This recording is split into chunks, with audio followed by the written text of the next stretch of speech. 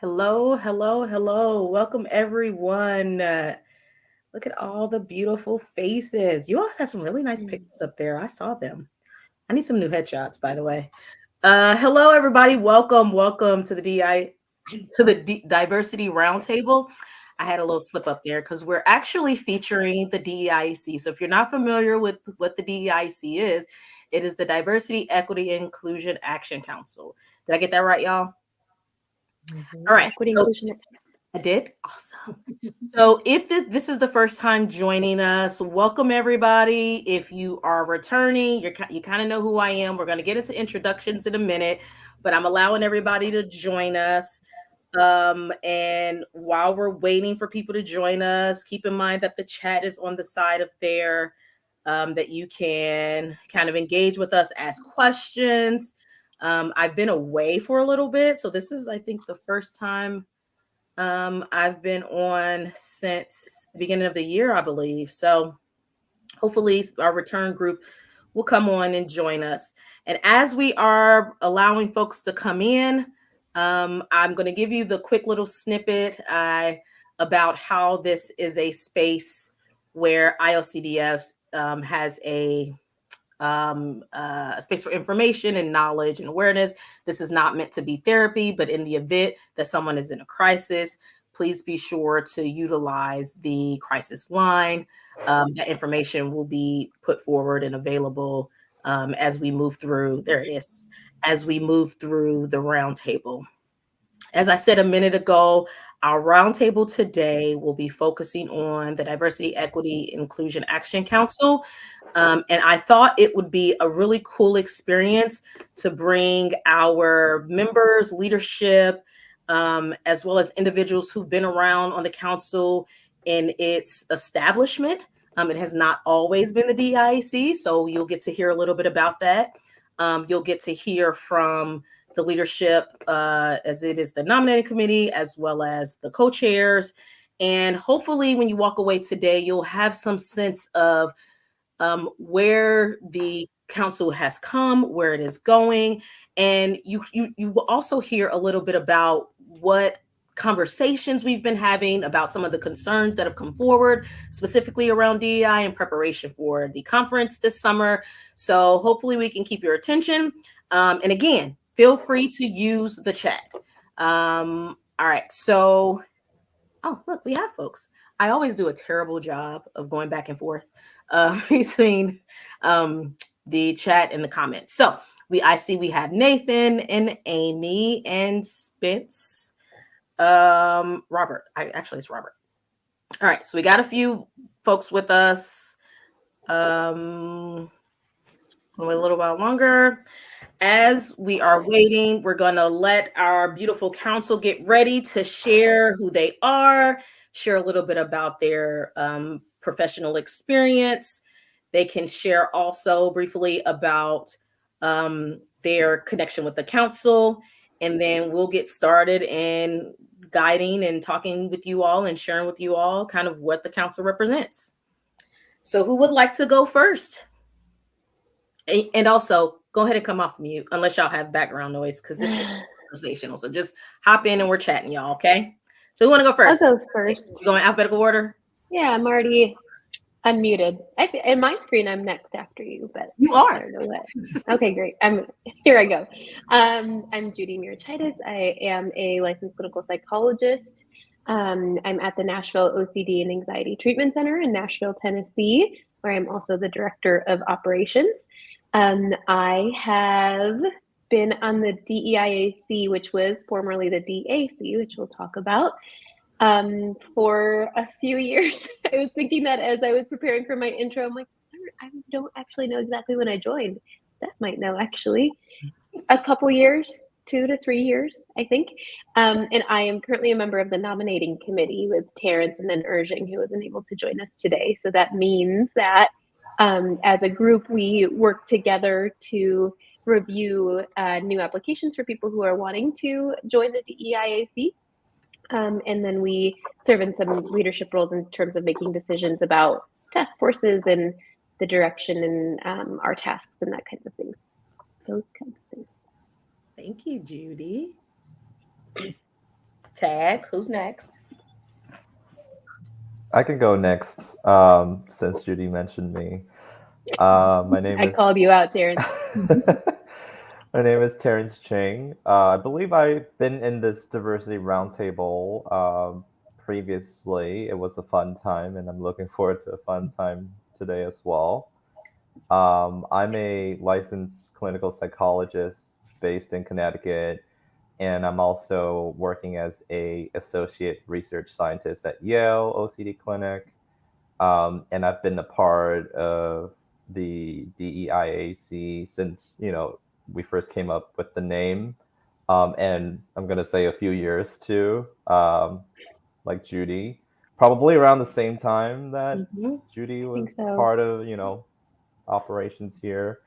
And yeah, I'm also on the nominating committee, much like what Judy described.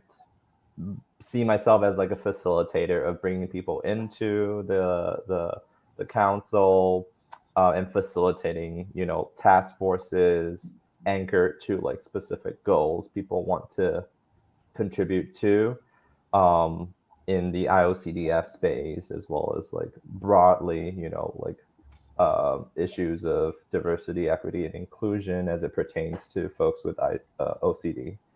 So happy to be here today. Thank you, Terrence. Yes, I'll go next. Yeah.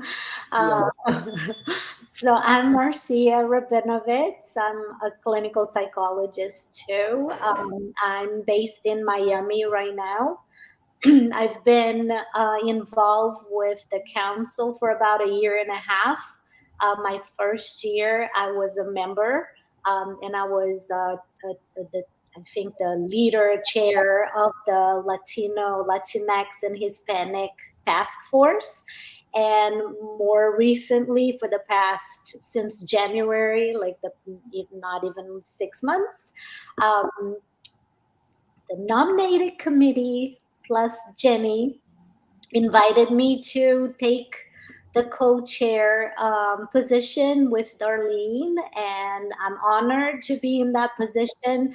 I'm kind of new to the position, so I will, speak to my experience for that, but also speak to my experience from the previous year, which was amazing too.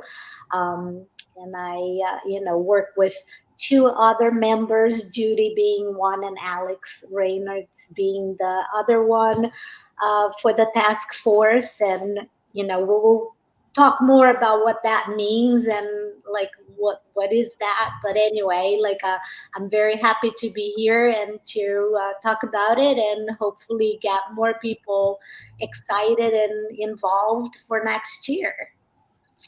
Awesome. Thank you, Marcia. And I can bring up the rear. I'm happy to be the caboose of this amazing intro train. But my name is Stephanie Kogan, or Steph Kogan. I am the program director at the IOCDF, and I have the absolute joy and privilege of being the staff liaison to the DEIAC. I wear a lot of hats at the organization, and this is one of my favorite hats to wear. It's one that I've been involved since we started doing this work as an organization back in 2015, and we'll get a little bit more into the windy journey history we've had as the DEIAC, as we currently call it. But excited to be here with this all-star crew. Can't wait to dive in. Awesome. Thank you for the invites. I'm going to keep my my introduction brief because I want to get to the meat. And Stephanie, you did a nice little segue into kind of where we all started with the DEIAC. It was not originally the DEIAC, but to your point, IOCDF has been intentional about addressing diversity issues and concerns since 2015. So I brought you all here for that reason, so we can educate our larger community. And hear my language, our. So we are all a part of this community. I started off, as did Terrence and Judy, as graduate students. We were, funny enough, all in the same lab. So we all came to IOCDF that way. And I think that's a similar story for a lot of folks in our community, in that we came in this space eager to learn and eager to serve. And I feel like that has been the premise and the foundation for what I have learned about the DEIAC, because I also have not been around as long as you all. So that's why I wanted you all to speak. I'm the facilitator. I am a licensed clinical psychologist, as well as a licensed clinical alcohol and drug counselor. I've been facilitating the roundtables with an emphasis on advocacy and action. And so that messaging, I want to come through our talk today.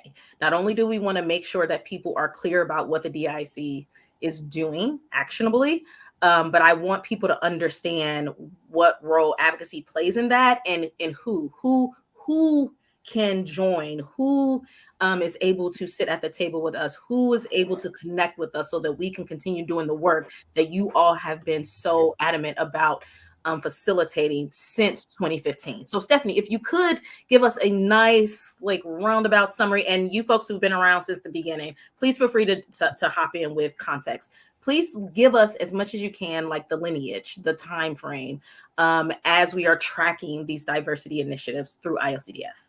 Of course, yeah. So I think, the work started more formally in 2015, and it started as, Darlene already alluded that several of these folks came from the same lab, and they came from the lab of the legendary Dr. Monica Williams, who we would be remiss if we didn't mention her contributions and her ongoing contributions to this space. So in 2015, we had our conference in Boston, Massachusetts. And at that conference, Dr. Williams was generous enough to sit down with myself and our executive director at the time and do this whole organization audit. And what came out of that would eventually turn into the original Diversity Advisory Council. But first, we had a special interest group. So the Diversity Special Interest Group, or the SIG, as many of you may have heard about SIGs in other spaces, they met for the first time also at the Boston conference. And, that was the very first time we had an open call. Anyone who wants to come, please join us for this Diversity Special Interest Group meeting. And let's just talk. Let's start hearing what you have to say. Let's start figuring out what we might want to do in this space. So between what came out of that meeting and this organization-wide audit, top to bottom of everything we did at the organization at the time, including things like our website, our programs, et cetera, that all, the SIG continued for about another year or so, and they started thinking through how we're going to start tackling some of these issues that have been identified. And it quickly came to be that there was a lot of work to be done, and maybe more than can be accomplished by a special interest group. So then out of that, we formed the Diversity Advisory Council, or the DEIAC, in 2017. That was when we had the first meeting of that crew. And what that did was it kind of more formalized where, okay, let's start planning, let's start putting these, what we've been noticing, what we've been hearing, what has been identified by our community into an actionable plan. So that was actually the very first task of the DEIAC, was developing this strategic plan for diversity initiatives. So we developed a plan. It was going to be a 3-year plan, I believe. So a 2017 to 2020 plan. And then we just worked with the DEIAC to start hacking away at it.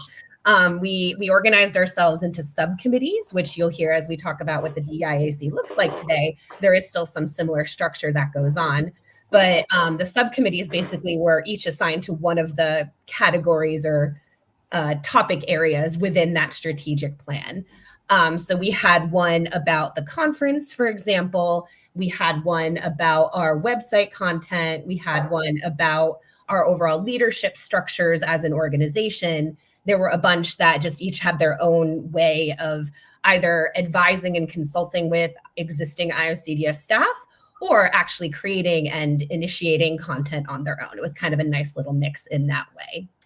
And then, of course, like so many things, the pandemic hit, and we took that time to look a little bit inward and start hearing from the members about what was and wasn't working for them about the current way it was structured.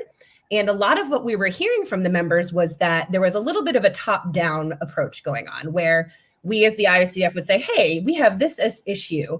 How does this sound to you? Or what do you guys think about this?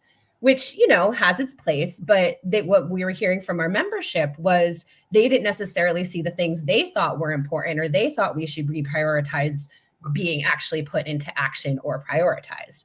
So we worked with a consultant. Her name is Danielle Marshall of Cultural Principles. We actually work with her for many reasons as the IOCDF staff. She's kind of our consultant on retainer for all DEI related issues. And she helped us listen to our membership. And then from that work with her, we restructured again. And then the DEIAC, or the Diversity, Equity, and Inclusion Action Council, was formed.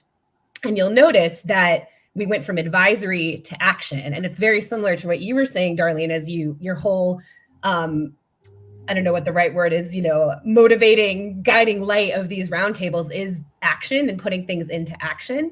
And we were very intentional in switching from advisory to action in the new version of this group, because we wanted to really drive home that it wasn't just going to be IOCDF saying, hey, here's we want advice on, et cetera. We want people working with us in the way you also outlined, that this is our community, this is our mission, this is our work. So we all want to work together, and we want to be more action oriented instead of just advising or consulting. So, and that's where we came today, and we've been the DEIAC since about, I think 2022 maybe was the formal launch of the new group. And that's where, as several of these folks mentioned, that's where they came to join us. Maybe it was 2020 itself. I don't know. I guess the later timeline gets a little fuzzy. It's the pandemic, for so many reasons, fuzz things up a little bit. But yes, that brings us to today. And now that's folks. Yeah. So wonderful job, Stephanie, outlining this. And I think it's a nice segue. It's kind of like a relay race where now we get to pass it off to the other panelists to talk specifically about their experiences, their development.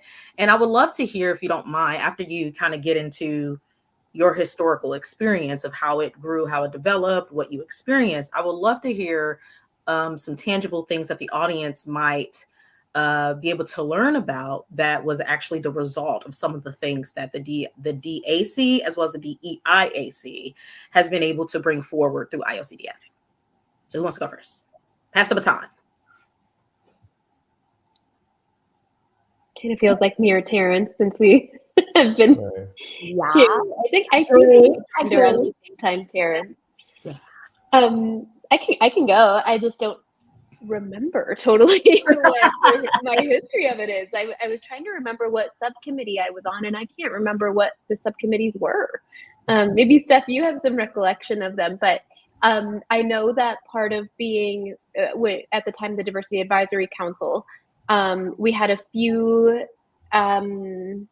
requirements, feels like a strong word, but a few ways that we were expected to contribute, right? And one of them was like writing a blog post, for example, or participating in a roundtable would be a way to fulfill one of those responsibilities, being on a subcommittee and working on that. And then when it switched, I think shortly after I joined, I don't think I was there for DAC for very long, but I don't know for sure. We changed that to be task forces. So that's something that I can kind of talk about a little bit, since we've mentioned these task forces a ton and haven't really described what that is. So the change from subcommittee to task force was important and very intentional to be more action oriented, because subcommittee was like, okay, I'm part of this like subcategory of the advisory council, but we didn't necessarily have like very specific time limited goals that we were working on. It was more of like, this is the area in which we focus on. And when we changed that to the DEIAC, it did become much more action oriented, where we developed, you must be on a task force, and there's a whole proposal system. Maybe I'll let Terrence talk about that, of how we go about developing the task forces. And these task forces are expected to have a time delineated goal of, this is what we're going to do and what time we anticipate accomplishing that. Here's how we're going to go about that. So once that happened, I joined the Latinx Hispanic Task Force, as Marcia was mentioning. I don't know who proposed that, actually. Was it Alex, maybe? Or did you propose that? No, Marcia, you proposed it. Yeah. So I joined that task force. Yeah, great idea, by the way. And we did some pretty cool things that maybe I'll let Marcia talk about that. I'm giving you guys just softballs. Yeah, validating tasks. I see, Judy. Yeah. So we did some really cool stuff with that task force that I'll let the suspense build on that. And then we have actually completed our goals as that task force. So now I'm a bit of a floating member, but have been part of listening sessions and until we propose kind of a new task force that I might be interested in fitting under. But at the same time, when we made that change to task forces, I also joined the nominating committee. So that kind of puts into context as well that I became much more active. And I think part of that was because of the task force model, and part of that was because I joined the nominating committee, and we, we meet more regularly and are a part of the leadership of the council. So yeah, and then here I am. That's word it out. Where's Marcia? She threw both of y'all balls. So who wants to go first? Who's up? I can go. So yeah, I do. The memory is foggy because of like the number of years we spent in many different roles and capacities, like connecting with IOCDF, doing work for, with, and IOCDF as well for diversity initiatives. I do faintly remember like being on the DEIAC and being part of a conference-related subcommittee where I was either tasked to contribute to the planning, development of like diversity-oriented proposal review processes, or actually reviewing abstracts and proposals to the conference, perhaps as part of IOCDF and also part of the DAC too. This is where the memory gets really foggy. But what really struck me was like during the review process, always continuing to be like amazed at the level of intentionality and focus on diversity related items on a particular proposal, like that, the emphasis on that. So whatever proposal gets through to the application system for the conference itself, like you want to present a talk or a poster, we're tasked as reviewers to assess it on the basis of many things, including, just how well-rounded the proposal is in terms of addressing diversity-related issues. Like, did they consider that their sample was, for example, completely homogeneous, and how that might limit, how generalizable their results are, stuff like that. So I was just very taken by that, just how explicit the focus is on diversity when it comes to reviewing proposals and submitting proposals. So going into the DEIAC with the task forces, and I'll certainly let Marcia talk about that, with the task force that she and Judy were able to complete. My role in the DEIAC has been, primarily with the NomCom, the nominating committee, and I also like serve as a distant member, I suppose, of the research task force. So I wish the representative is here. Matthew is here to talk about that today. So I'll try to like not misrepresent that task force. But generally, what they're interested in is, all of the research initiatives that go on at the IOCDF, the proposals that get submitted, the applications for grant funding that gets submitted to the IOCDF as part of their grant program. The research task force has a special focus on deciding, just how inclusive some of these applications are. Are they actually like, this is a recent thing that we talked about, are they actually well reviewed in terms of their inclusivity and attention to diversity topics? So some of the items that were considered in forming the task force were just thinking about, taking like a historic review of all of these applications that eventually got funded, and trying to see if some of these applications would meet current criteria for inclusiveness and diversity. And if not, like what are some actionable steps that we can take to make sure that future submissions for grant funding would live up to those standards as we've decided today. So that's just, one way of making sure that the research that does get funded is indeed, attentive to and has an intentional focus on diversity, regardless of the type of research that they're interested in pursuing and getting funding for. So I'll just stop my there memory, and pass Terrence. it over to Marcia. Yeah, I was on Thanks. the research subcommittee of the DAC. Now I remember. Yeah. Done. We rotated through many things, I think. Yeah. Well, that is so funny. Well, so before I talk a little bit about my experience, when last year when I joined, I just want to say that,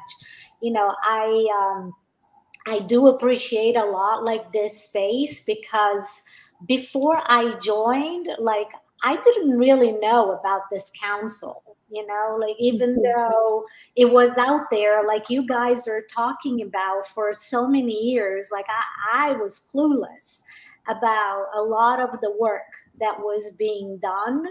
And I just came across maybe a couple of years ago, when I was in a panel with Jenny, and then Jenny mentioned the council, and I was like, oh, I didn't know about that. I want to apply for that.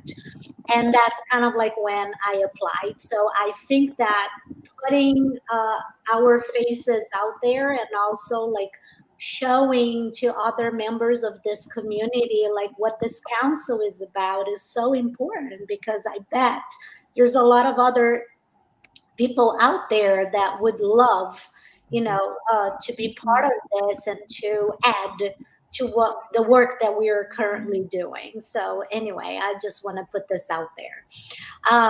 And so I joined last year, as I mentioned, and I was a member, and I was, I proposed the Latinx and Hispanic task force. And this is and this was Judy was saying, a very action-based task force, where we had specific goals that we were looking to achieve throughout the year, right? And I think that our big goal was mainly to bring more awareness, education, and resources to the Hispanic and Latinx community. And we were able to go out there through inviting guests,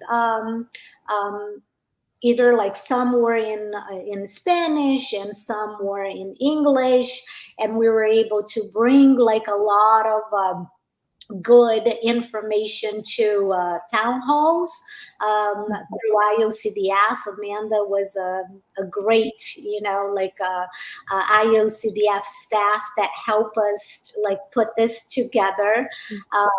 And yes, so we got a lot of, I think we got 4 or 5 of those town halls out there. We got a lot of good feedback. And then, like I said, in January, I moved to this co-chair kind of position, and kind of I have been learning a lot of the background of the council that I wasn't really aware of. But for those of you that are listening, I think in terms of the task force, I think it is important to understand that those are like Darlene and staff were bringing up this idea that this is beyond us just talking about how to about diversity or inclusion, those are more action based, right? Like how we can now put a plan in practice and go and do something to change, right? To improve the inclusion, right? To bring more diversity, to be able to um, um, again, improve the lives of other people that are struggling out there, and for many reasons that we already know, don't have access to a lot of this information or treatment, and so on. So right now we have a lot of like wonderful task forces like in place that really like target some of that I just mentioned, in terms of like language, in terms of research, in terms of like the Latinx and Hispanic community, and I'm probably missing one or two. Community-based. Yes. Community-based care, something like that. Mm-hmm.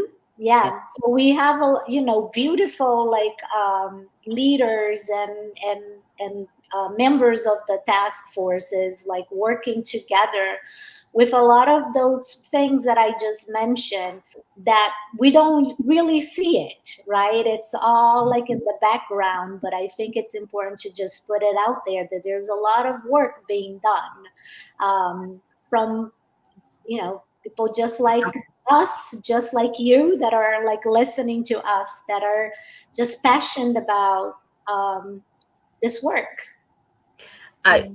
So first, thank you all for sharing your experiences. I think your lived experiences and the way that you've mapped it out from a organizational approach has kind of given folks the infrastructure. I am now going to kind of expand upon that and hopefully speak to some of the tangible things that people have seen, and including myself. So as you all were talking, and my memory was also being jogged, I was remembering the evolution of just like specific diversity related experiences in the area of programming for that the IOCDF put forward. And the reason why I want to kind of expand on that, because I think one of the most important aspects of the Diversity Roundtable, as well as the DEIAC, is for people to see what is being done and to see that their concerns are being manifested, right? So people want to touch things. We don't want to keep talking about it, which is, again, why the Diversity Roundtable is about action. I don't want to keep talking about it. I don't want us to keep talking about the differences and educating folks on A, B, C, D, and E. I want us to see action. And one of the ways that I've been able to observe IOCDF in that arena is, for me, it was seeing the production or the creation of the Latinx Spanish-speaking track during the conference. That was the first time I saw something tangible as it related to diversity dynamics. And then another one was the BTTI that was specific for clinicians of color. So that was two that I saw myself. And now, mind you, I have not been a part of I was not a part of the DAC or the DEIC. And but as a conference presenter, as a clinician, as a researcher, those were tangible things that I was able to see IOCDF put into place. And so I'm just curious, because you all were on the other side, like speak to some of those things that you saw come to fruition. I know Marcia talked a little bit about this past year where I had speakers and that kind of thing, but I want people to hear how over the years, this is the evolution of what the DAC/DEIAC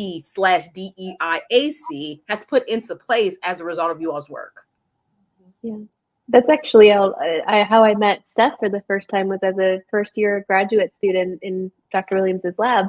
I helped,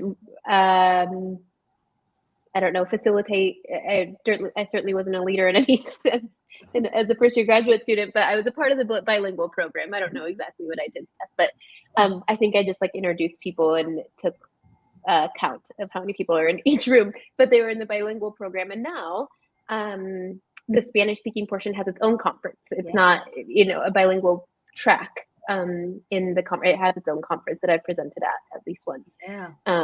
So yeah, that's one thing that that I've seen. Steph, I think you have a little bit more there that you could say.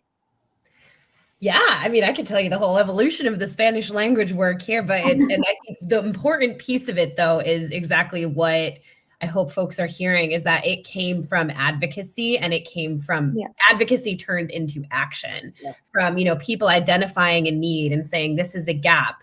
We need this. Can you please help? And, it may have taken us many years to go from hearing that to now having a full weekend conference in Spanish. And of course we had all the steps in between. But I just think that's a really great example of this beautiful storyline of advocacy turning into action, turning into programming.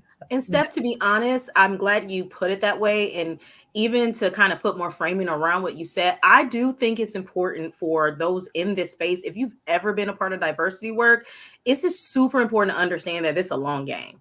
Yeah. Now, keep in mind, I am an avid believer in speaking up and advocating and making requests and demands, right? Like, hey, awareness is important, but understand that the evolution of some of these programs require intentionality as well as persistence.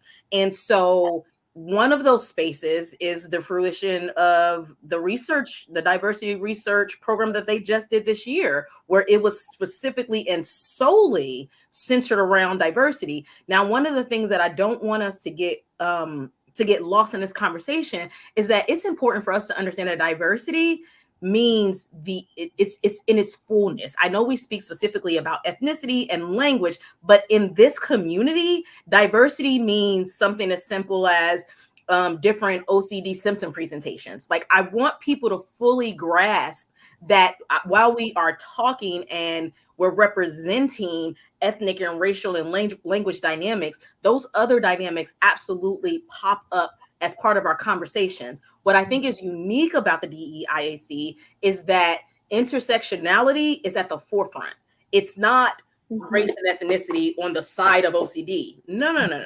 We are modeling and encouraging the understanding and the infusion and the interaction of our attention, like putting that attention to that interaction, not addressing something on the side, because we know as a function of how we work in this community that we don't isolate out the OCD from all the factors, which is why I heavily promote OCD in culture. OCD does not separate out your language or your ethnicity. It attacks all parts of your identity. So I think that's important to understand and to speak to, and to have that message come forward, that because of the nuances of this dynamic, some things we are able to tackle outright. And then also it requires that action, but that action over time, that where we're able to see the fruition of the work that you all put in years ago, that we're now able to have and experience over those years. So I want us to know and understand that the reason why it's likely shifted from just advocacy to action is because the fruition comes from the actual work. Like, it's the action behind it. So any other feedback? Did I spark any other comments or thoughts? I completely agree. The two notable things and accomplishments you've pointed out, Darlene, about the Hispanic track and having its own conference, as well as I'm blanking. The research. The research. And there was another one. The BTTI. The BTT, yes, for sure. Yes, those two are indeed, like, I've been to many other conferences, and the IOCDF as an organization in itself, and of the many different conferences that they now have. I think it used to start with just one main annual conference, and now, like, it's got so many different versions: an online conference, a hybrid conference, faith traditions, Hispanic track, all of that are there's just a body dysmorphic conference. Yeah. We're up to 7 at this point. Right. Wow. There's so many that's going on that are well-timed and staggered, and allows for any person with OCD to feel really heard when it comes to, like, okay, maybe I have OCD and BDD, and this time around, like, the BDD is really rearing its head. And I have somewhere to go to seek support for that. On a different level, right? Even in the annual conferences, like this was the right from the get-go when I first was like in the fold with the conference events and reviewing stuff and presenting and stuff like that and facilitating support groups, were the like peer support groups happening at night. That like to me is like on a different level than what we've seen at other conferences. Some conferences don't even offer that, but because of how holistic the OCD conference can be for, just this is what we talked about when we talk about diversity, is that we understand that OCD can impact beyond the individual, right? Like it has effects beyond the individual. It impacts the family, it impacts loved ones, it impacts employers, stuff like that. And we have something for that, right? Like for every person that is affected by OCD.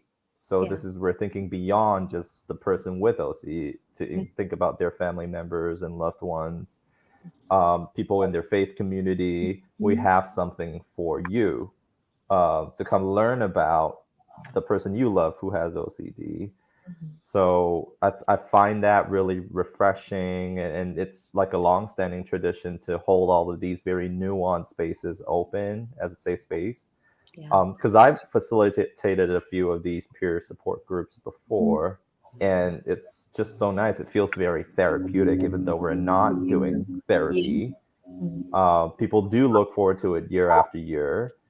And that's a really tangible thing that we do as part of the IOCDF programming, to really connect people to sources of support. So whether you're part of the BIPOC community, or you have BDD and OCD, or all of that and more, there's something here for you. So I find that really cool.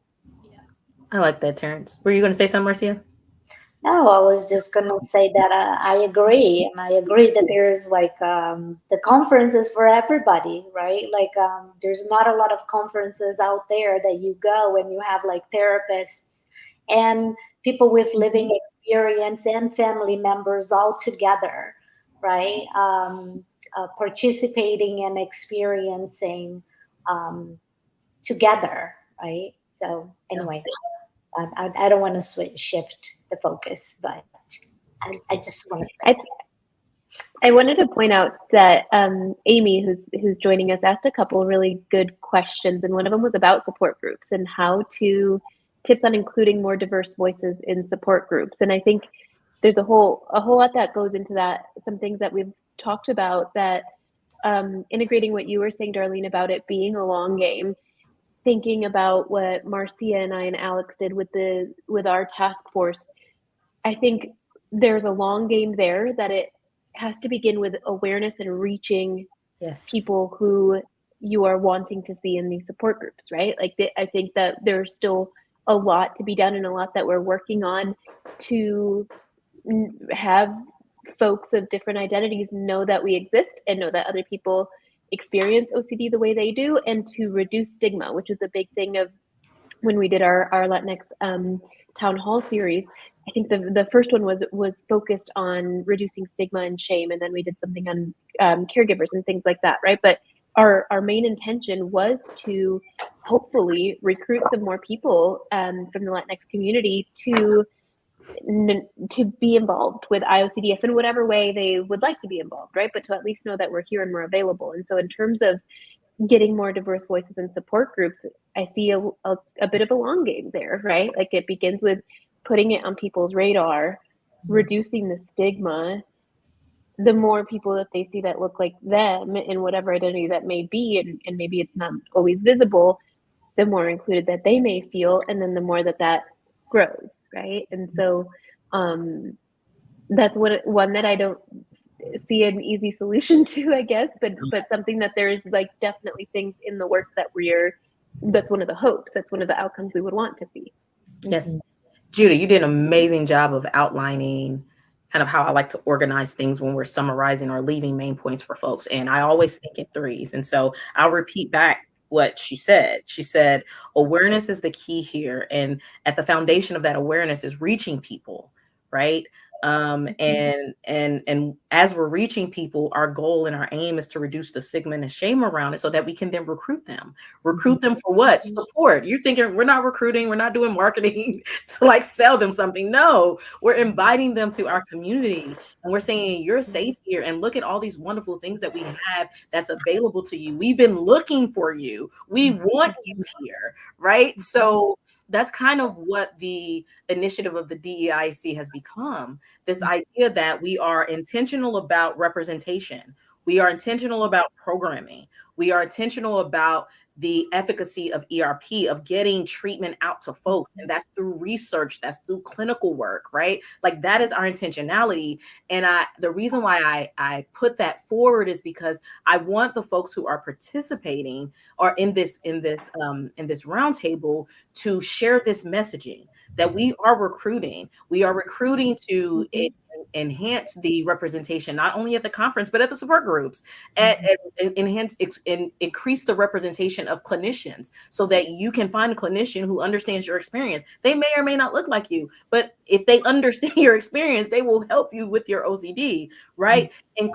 Increase our effectiveness at recruiting for research, because someone said on one of the comments, like they had mentioned how their GLAD researchers are trying to improve in their recruitment for representative samples for our OCD community. Like this is our initiative, and this has been the long game, and it will continue to be the long game.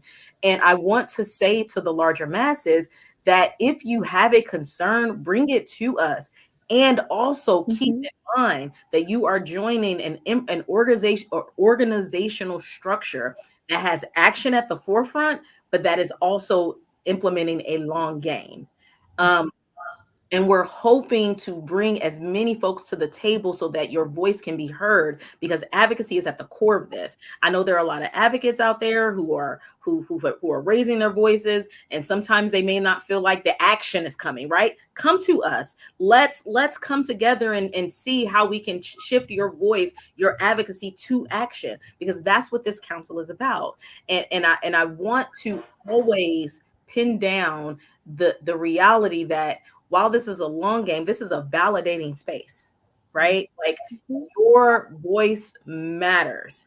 And while there may not be an easy solution, as Judy was saying, your experience matters, and you can come here and we can figure it out. And sometimes it's knowing that you can come somewhere and then somebody can help you figure it out. And that's what I want to promote. And I hope that's what you heard from the panelists, because this is what they've been doing for all of these years.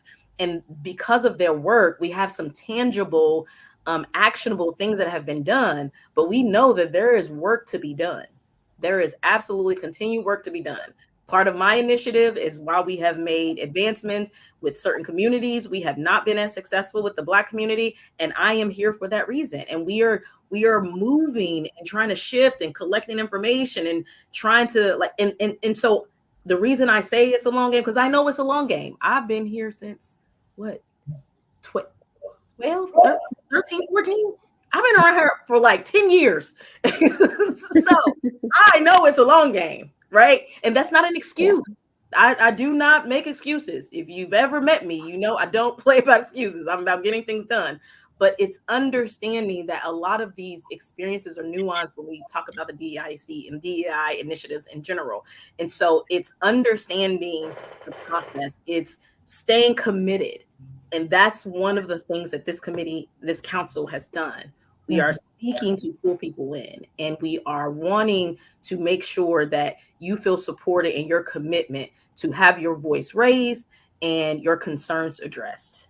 I want to, just to, like a couple things just to make sure that we are not leaving anybody behind here in terms of the basics. So quick, just side note, BTTI is a training academy for clinicians for treating OCD, because we've talked about it a couple of times, and I don't know that everybody would know what that is. In terms of the DEIAC membership, these are not just clinicians, they're not just researchers, they include community members.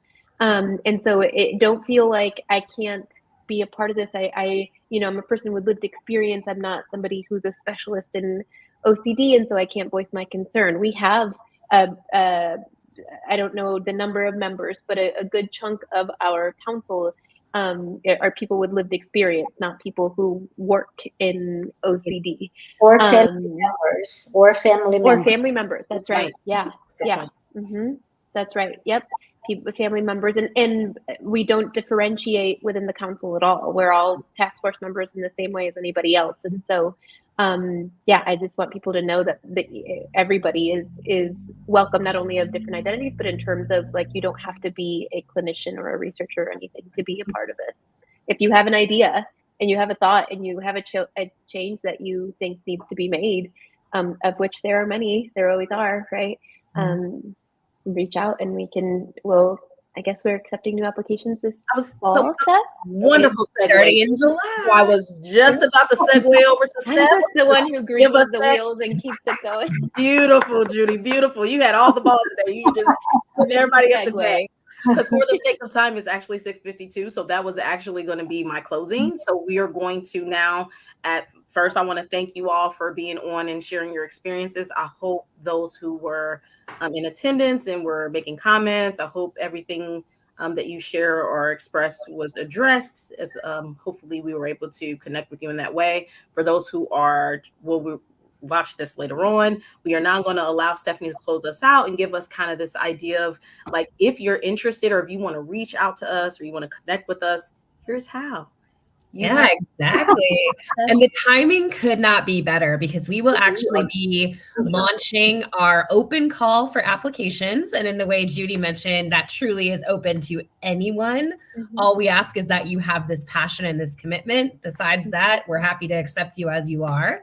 But that will launch in July. So we usually will put it out on social media. We'll put it on the website. We'll probably email about it too. But we're looking for new members and we're excited to see what folks might bring, what you might bring to our fantastic council and community. So that's going to start in July, and I believe we will have it open for 2 months or so. So it'll be open for all of July, which of course then, falls over the annual OCD conference for those of you who may or may not be joining us there. And then it will also be open for August. And actually, I believe September. So we actually give 3 months for it. So fantastic. And so it'll close it at the end of September. And then come October, this incredible nominating committee will begin the work of reading through all your fantastic applications. We aim to have acceptances out by the end of the year. And then our new cohort will join us starting January 2025. So you have a month to get ready. And then we'll start our engines in July and we'll see where this beautiful road takes us. But we are just so excited to see who might want to join us. It's a great group. It's really passionate. Everyone's just so wonderful and lovely. Wish we could have all 35 of them on the screen, but that might be a little overwhelming. But maybe we can dream in the future. and Stephanie, sorry, no, go ahead, Terrence. Sorry, Stephanie, can you tell them just a sneak peek of what they can anticipate when they fill out an application? Sure. Yeah. So on the application, we usually ask folks to tell us a little bit about themselves. So, what makes you interested in joining the DEIAC, kind of a little bit about you, who you are, what your journey has been like. I think we ask you some interest areas within the world of OCD and DEI related topics. And then I think we also want to find out, what your community involvement has been like thus far, both to kind of hear about what you have liked about that aspect and kind of what you're hoping to change and, create this action for as you join the DEIAC. And, that's not to say that you need to have a specific action plan laid out, just more what are you interested in, what are you passionate about, and how do you see yourself fitting into this road. Yeah. And I think too, and correct me if I'm wrong, guys, but another facet of this is the assignment to the task forces. I know we will be looking at some new task forces, and I say that specifically because HG at 652 had some great recommendations that sounded specifically like the community Yes. task force that they had going on. So I wanted to use that as an example to say the suggestions are wonderful, and this is exactly how the council is thinking about how to put things into action to make improvement in those 3 areas that we discussed. And so it's those type of suggestions that we want to come forward, and we want individuals like you, HG, and those who's ever listening to come forward and say, yeah, this is the idea I have, and we can put you right to work. Because again, this is about action. We have folks and think about it. Like, right, we have all these individual like interests and goals, and it's a lot easier. And we learned this as a lab, didn't we, guys? It's a lot easier to use the brain power of 4 instead of 1. So if you and me and Judy have the same idea, imagine the work that we can get done. Imagine the impact we can have. So yes, come one, come all. And to be around other like-minded individuals too, right? Again, like, Amy had another question about laws that are being passed against DEI initiatives, which is like a whole bigger conversation, right? But I think just to know that there are a lot of us who are passionate about this, who are working toward this and getting together to be able to do that together and kind of synergize our efforts can be really validating in and of itself. Mm-hmm. And my favorite thing that I have been thinking about as a co-chair is how do we manage burnout? Because if you've ever existed in this space, you know that there's plenty of work to be done, but we have to be intentional and learn from the experience of the past. And so we want to be intentional this year or these following years about how we structure programming so we're not burning out. Because remember, this is a long game, right? Mm-hmm. Like we have to, if it is the synergy. I love the word you use, Judy. Like if we are to keep that spark, we have to structure in a way that allows us to continue, because there's work to be done. That is my favorite phrase. There's always work to be done. When my eyes close and I go on to my Lord, there I will hope to have planted a seed that someone else will nurture so that this work can continue moving forward, because our community needs us. Our community needs us, and we are the ones who are going to move the needle. So come one, come all. Last closing remarks. Come on, tag your it. Closing remarks for folks. Last closing message. What do you want to leave with folks? That we look forward to reviewing your application. Oh, that's such a nominating committee response. We also, there are moments where I'm like, man, we're really holding a pep rally here. We recognize our shortcomings and recognize that there are areas that we aren't, don't do the best in, or have places to grow. And so come let us know. We're open to that too, right? That's part of like the nature of being a DEI space, is that we want that feedback, and we want somebody to say like, hey, listen, you are ignoring this population. Like, okay, yeah, that's on us. We need to work there. Yes. I love the be the change. And that is not in a derogatory, like dismissive way, right? It's like, no, come and be the change. Like it's your voice that was required. Because we obviously didn't think of it, not like malicious intent. Like that's not how my mind works. So your mind works that way. Join the table, sit down. Your voice matters. Yep. Marcia, Steph, y'all had something? Well, I was just going to say, you said something that I think it's really important to keep in mind. It's representation. So, again, like that's why we need your face, right? We want to increase representation in the council, whether you are somebody who are like struggling or have living experience, a family member, like a clinician, a researcher, for any race, ethnical background, whatever, right? Like sexual orientation, anything, right? We want you. We want to hear you. We want your increasing representation. We want other people looking at you, looking at me, looking at everybody in this panel and seeing, okay, I see somebody maybe not like me, but somebody that can understand my experience, right? So, yes. All right, You're closing out.